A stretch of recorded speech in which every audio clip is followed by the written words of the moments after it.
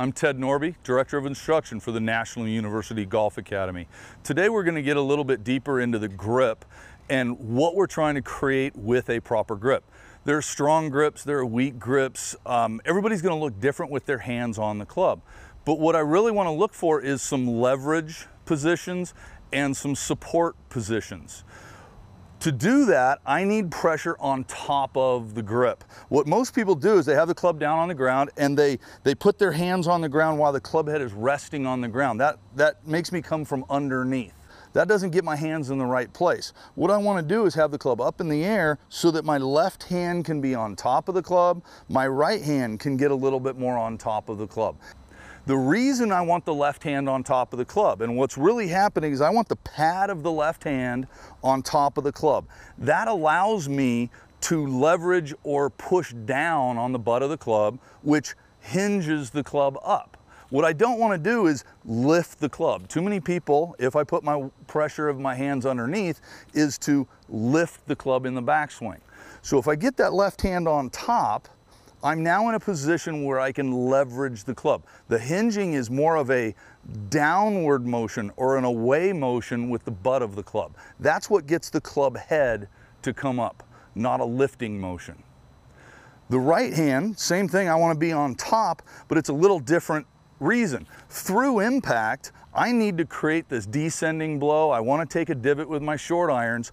I need my right hand on top so that I can create some leverage down into the ground right there. On top, at the top of the swing, I want to be able to support the club with this right hand. So again, as the left hand gets a little bit on top, and that's that pad of the left hand that I'm looking for, I also want my right hand, and it's kind of this pinching position between my thumb and forefinger, gets on top of the club. That's why this right thumb is a little bit left of center on the grip. But if I get on top of it with this thumb and forefinger kind of pinching on top, I can support the club at the top and I can get that club to kind of pop down into the ground. I have leverage on top of the grip right there.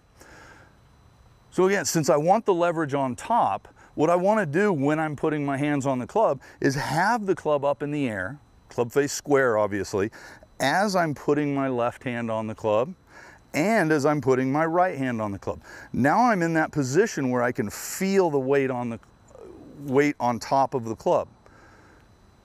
Another good way to fool with this is if you have your club, the bag stand next to you, if you have your bag or the bag stands next to you, what I want to do is with my right hand, I want to put this on top, is I want to be in a position where I can push the club head down. I'm not pushing the grip of the club down right now, but I want that club head to be pushed down. It's almost like I'm extending my wrist right there. I'm bowing out the top of my right wrist.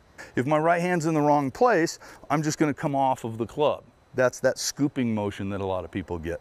So if my right hand's on top, I can push down on that club.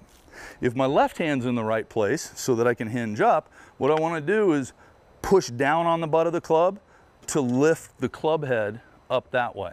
So it's a good little drill. You have some clubs out in front of you, be able to push down with your right hand, be able to lift up with the club head by pushing down on the butt of the club right there. Again, I want the pressure on top of the club, on top of the grip, instead of from underneath. That'll give you a little bit more leverage and a little more support of the club in your grip.